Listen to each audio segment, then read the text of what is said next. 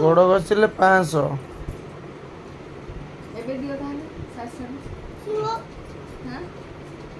ତୁ କ'ଣ ମାମା ପଟିଆ ହଉଛି କି ରେ?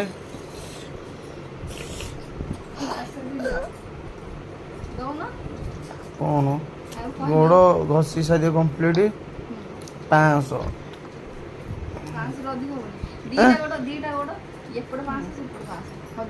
ହଁ 1000 ଆଉ କ'ଣ 1000 କ'ଣ କହିଲୁ ପୁଅ? 1000 ପଇସା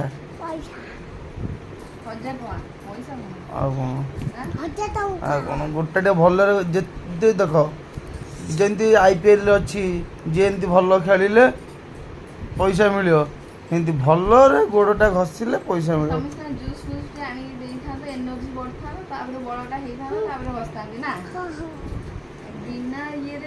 ମାନେ 500 ନେବ ଆଉ ଜୁସ୍ ପିଅ। ଜୁସ୍ ପିଇବାକୁ ଭାରି ଇଚ୍ଛା ଆଉ ଫ୍ରି ଜୁସ୍ ଆଉ 2ଟା ଆଣିକି ଗ୍ରାଇଣ୍ଡିଙ୍ଗ କରି ପିଇ ଦେଉନ।